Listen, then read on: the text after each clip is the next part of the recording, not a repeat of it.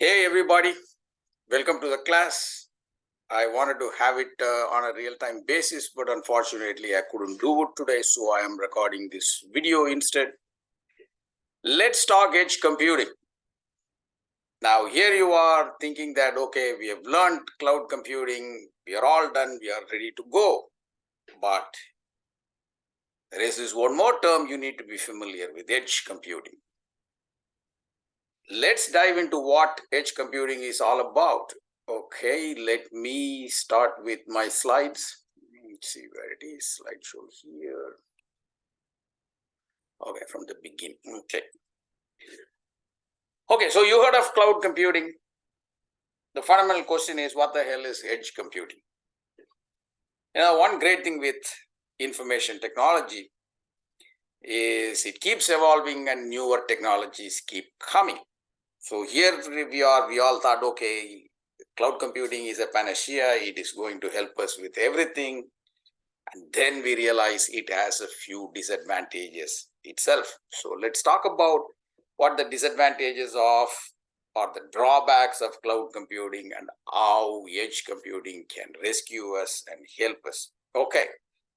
Now, somebody asked, okay, now that we have edge computing to talk about, is cloud computing obsolete? Is this going to replace cloud computing? Very genuine question. It is understandable. The answer to that question is no.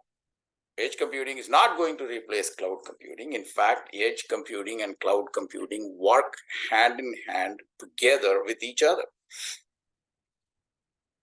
The second question many of you will have is, you have heard of this phrase, every cloud has a silver lining. So is edge computing a silver lining to the cloud computing? In a way it is, but not in the proverbial sense of silver lining. But from the term edge computing, I'm sure you have a little bit imagination as to what it is about. So let's talk a bit more about it.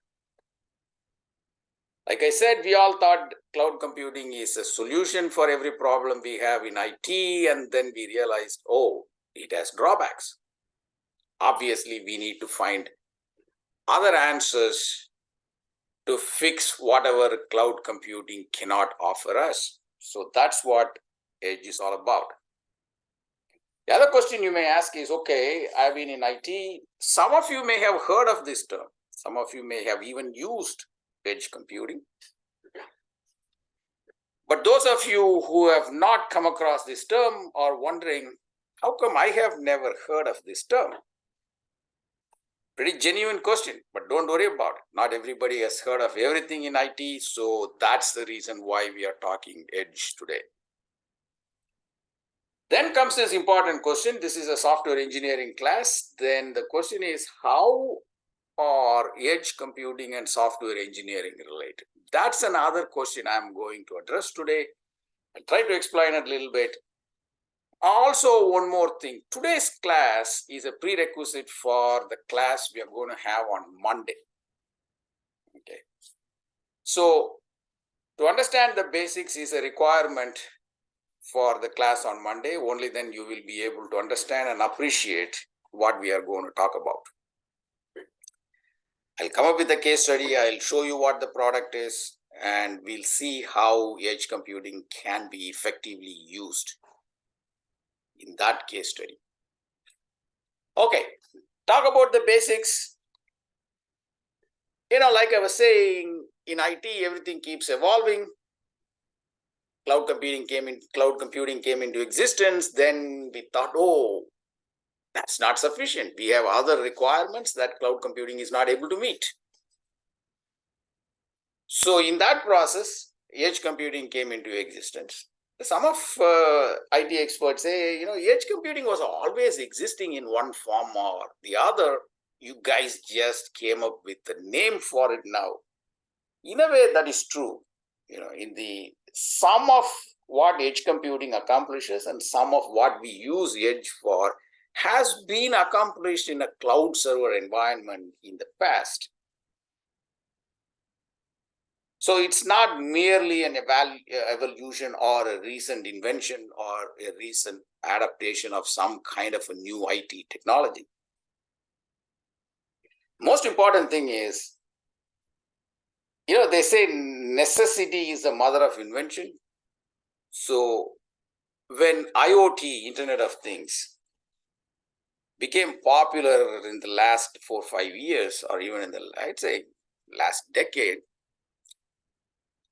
IoT highlighted the drawbacks of cloud computing. And that is when people thought, oh, we need to have another layer called edge computing. So it was actually IoT that created the need for edge computing. I don't think the edge computing was extensively used before IoT became popular. Okay.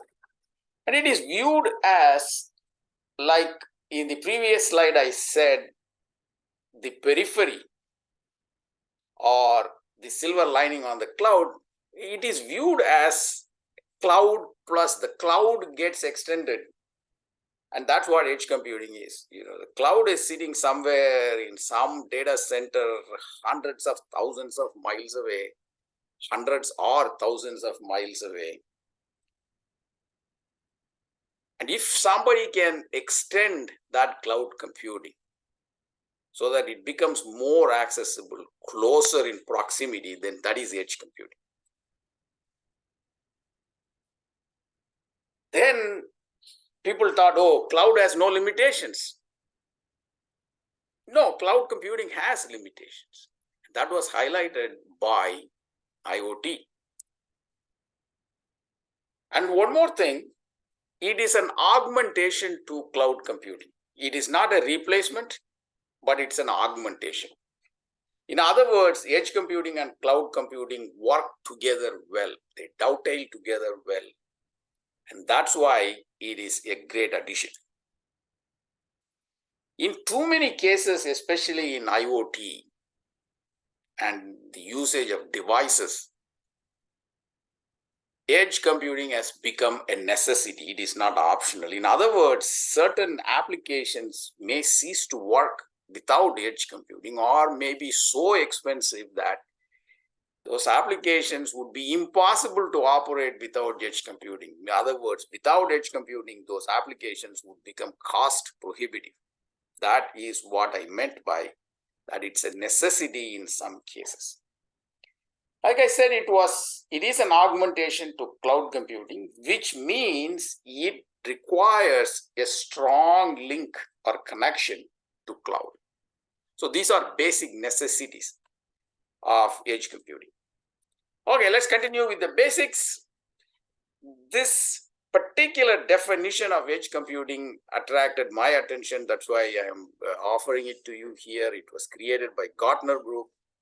Now, there are a couple of things that I need to address here. One is I was talking about the drawbacks of cloud computing.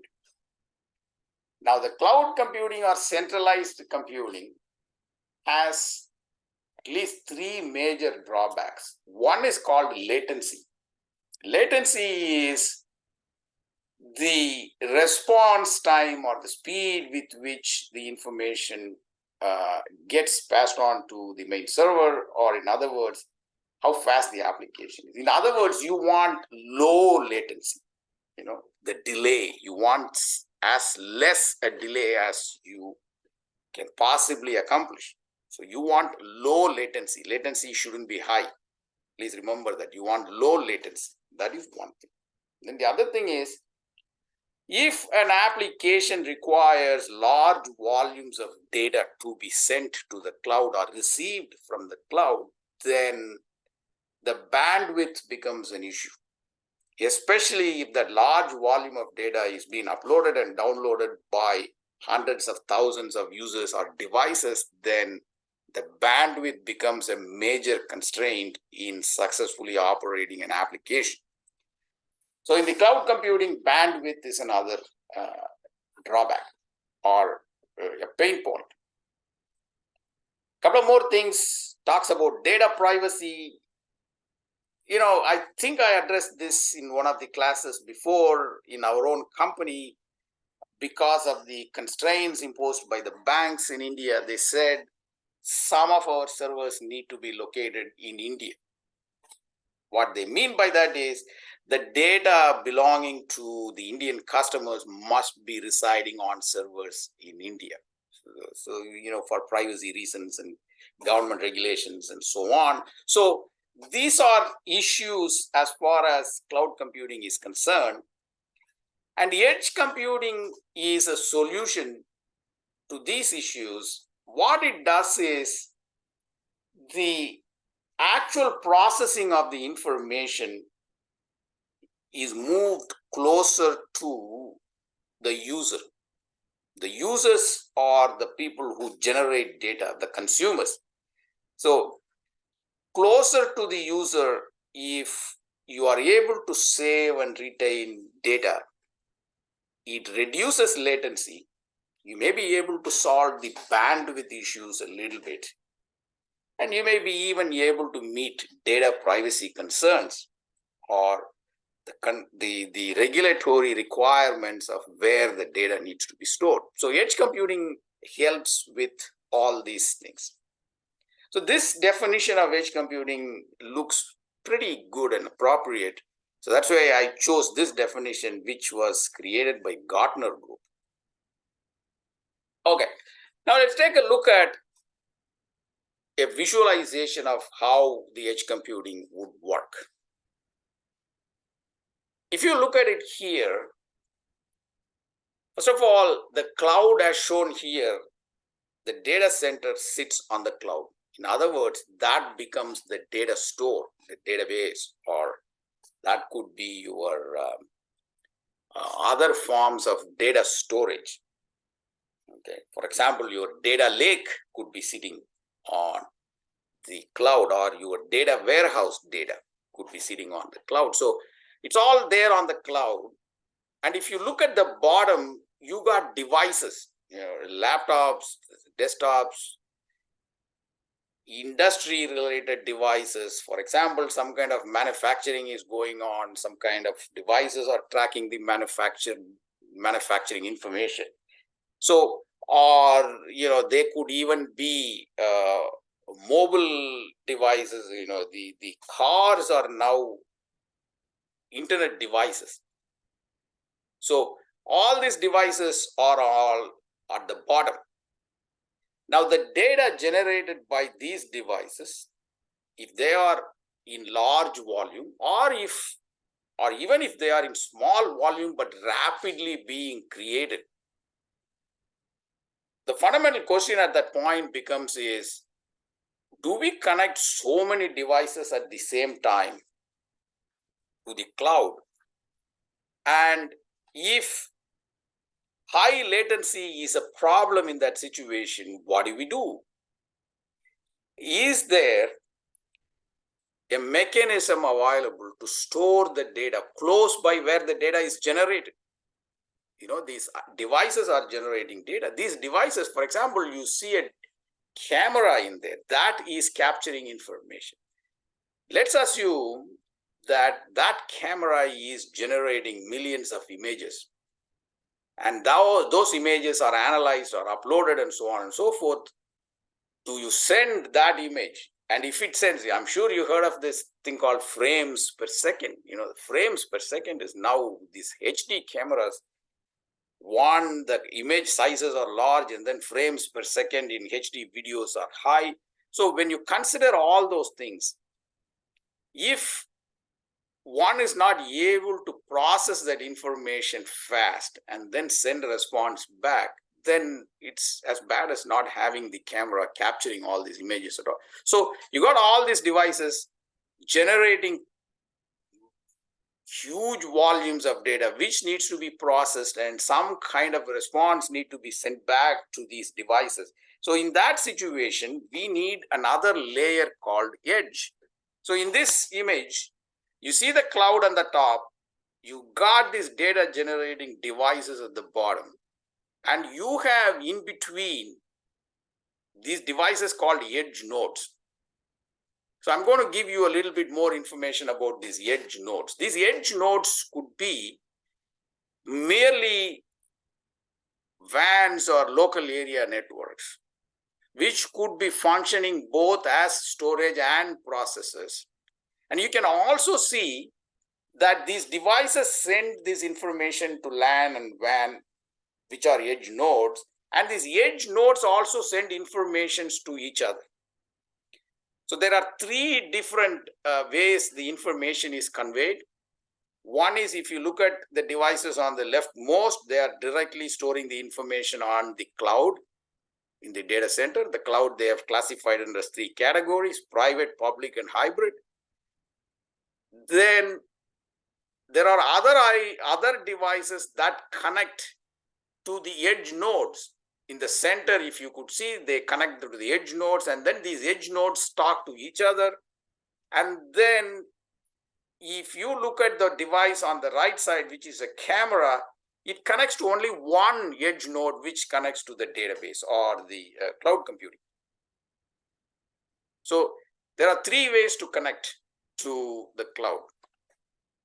So here, in the case of the devices that connect to the edge nodes, which connect to other edge nodes, is one way. And the other way is the device connects to an edge node, which connects to the cloud. That's another way.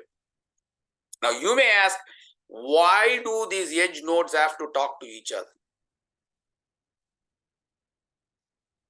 That is for the purpose of redundancy and then making sure these edge nodes are active and working all the time, so that even if one node fails, the other node is able to capture the information and serve these devices.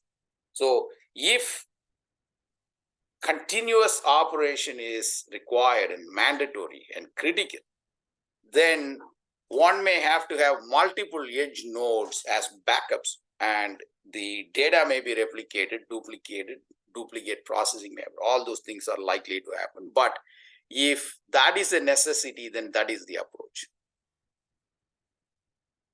So in this case, you will see that when these devices connect to the edge nodes, which are again local networks or WAN, you will see that the latency is low because the information is processed locally and then the response is sent locally. But at the same time, in the background, these edge nodes are also communicating with the cloud for storage, retrieval, whatever it is. So these edge nodes function in multiple ways. One, processing the requests from these devices and then serving those devices. Another thing they do is communicating with the cloud and retrieving information, managing information, and so on. So the edge nodes do two things at the same time. And here, if you see, there are two types of communication that's happening. East-west communication, if you look on the top, the east-west communication happens between the edge nodes. The north-south communication happens between the edge nodes and the cloud computing. So there are two types of communication happening. So let's not get too much into this communication thing. There is all this MQTT, all kinds of communications happening. That's not a part of it's not a part of software engineering. That's a part of IoT. Let's not spend time on that. But remember that software engineering plays a role. As you develop applications, you need to worry about how efficiently and effectively you need to develop code so that it works in an edge computing mode. Okay, more basics on edge computing. There are three basic things that the edge computing operates that cloud computing does not. One is, in many instances, you want the data to be stored as fast as possible. In other words, low latency. The fraction of a second the data is collected. In other words, you want the data stored immediately the data is collected. That is as fast as possible. Then you also want to store the data to some close by location. Remember, I was telling you in the case of cloud computing, in our own case, our data is hosted in the servers here in Virginia, our consumers are in India. So imagine how far the data center is from India. Now that may not be acceptable if hundreds of thousands of devices are continually generating so much data that if all that data needs to be sent to Virginia from the customers in India and then processed and then sent back, one, there will be a substantial delay that the customers will notice. That is one thing. Then the second thing is the cost will go out of control. Amazon cost or the cloud computing cost will go out of control. So in certain situations, depending on what it is, one may have to store the data as close as possible to where the data is generated. That's another requirement, in which case edge computing is the basic solution. Then there is another thing, which is there is a big difference between saving as fast and then saving as early as possible. As fast as possible means once the request for storage is given, the time taken to store the data is fast. As early as possible implies that as soon as the data is collected, it needs to be stored.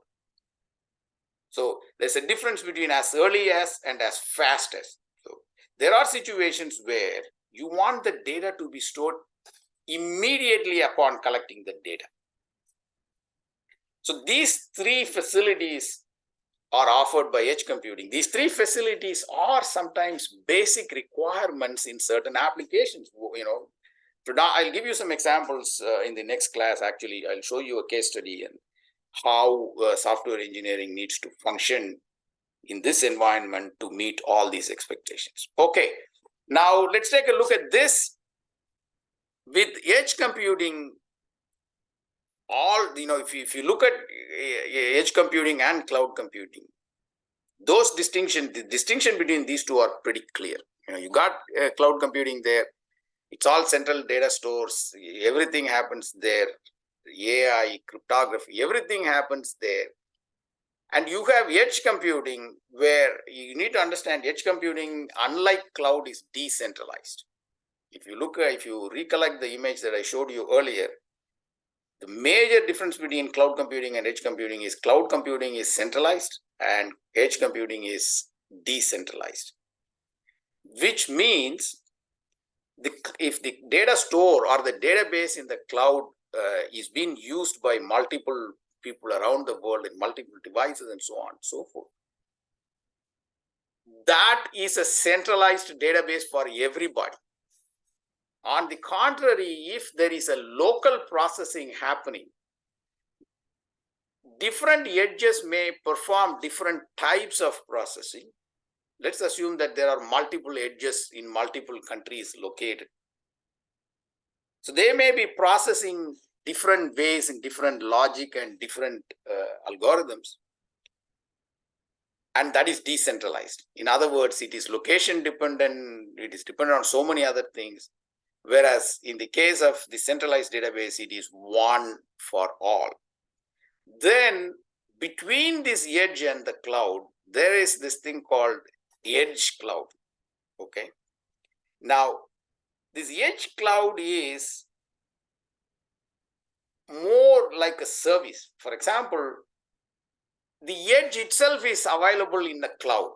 In other words, you don't go and set up WAN, LAN, and those kinds of things, but that service, actually the service of LAN and WAN is provided on the cloud by a cloud provider. For example, Amazon provides these facilities. Amazon provides both edge computing and edge cloud. You can request Amazon for it. I'll probably show it to you in one of these classes how to use the Amazon edge computing. Okay.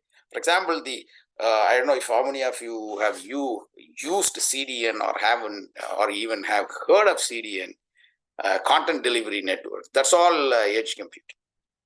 Okay. So the edge cloud is a facility or a service that is provided by cloud computing providers who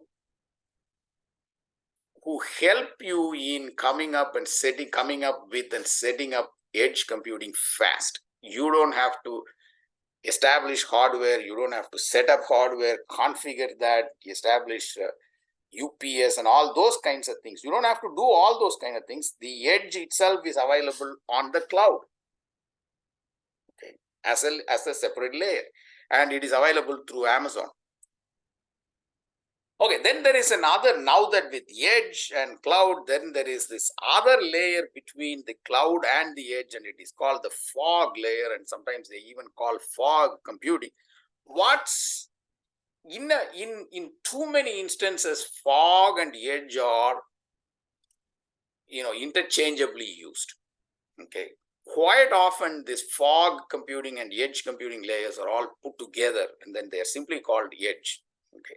In some instances, what they do is they have this gateways in the edge, whereas the data storage and data processing happens in the fog layer, which connects to the cloud computing or the data access layer.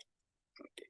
So the fog is also used quite often, and there better be a strong necessity to configure or bifurcate edge into two things, fog and edge layer. Otherwise, fog and edge would be in the same layer.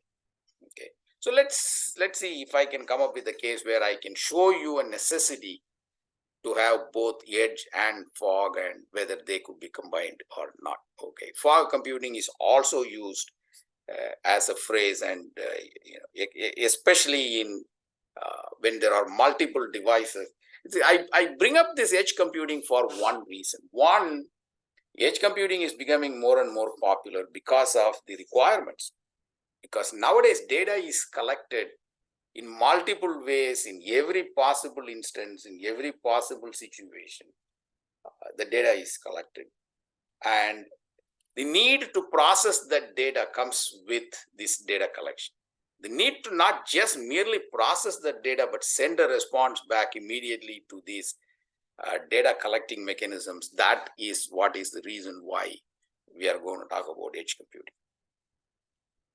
Okay, so in Monday's class, we are going to take a case and then talk about whether it could be done without edge computing, or what is the advantages of having edge computing if you choose to have edge computing, and what are the economics, what is the cost involved, and more importantly, what kind of software engineering issues you need to address to make sure that the edge and the cloud work together successfully. This is very important. And along with it comes an important question. What are the overheads that you are going to encounter? And another important thing was in the containerization class that we were having last week, there were a few things we discussed, how the container must encompass everything. And in the case of edge computing, containerization plays a very important role. So how to make sure that when you containerize your application, how to make sure that it takes into account the requirements stipulated by the edge computing. Okay, so you're going to talk about all those things in the next class, but this is the basics of edge computing. Edge computing is nothing but a LAN or a WAN that is so close to the device that creates or generates the data. Or in other words, it's a layer between the cloud computing and the devices that generate or use the data. And if it so happens that the volume of data created is huge and the response required is pretty rapid, and some kind of, remember the three things that I talk about, needs to store the data as fast as possible, as early as possible, and with minimum latency. So to accomplish those things, the application has specifically those three requirements, how we do it, how we configure the containers. And more importantly, we will also talk about, this is very important, how to run machine learning on edge computing. Or do we have to, fundamentally the question is, do we even have to run machine learning on edge computing, or do we just run it on the cloud computing? And if we were to have the machine learning on edge computing, what is involved, how complex it is, how expensive is it, and so on. So those are the things we are going to talk about in the next class. But in the meanwhile, I just wanted to give you an intro to edge computing here. Please, if you want to do some reading, go and search on the internet. You may be able to do some, find some interesting reading on edge computing. Go ahead and read them, and then next class, you will be able to make meaningful contribution and ask me interesting questions. Okay, so that's it. Thank you, guys. Thank you, girls. Everybody have a good Saturday. I will talk to you later. Bye.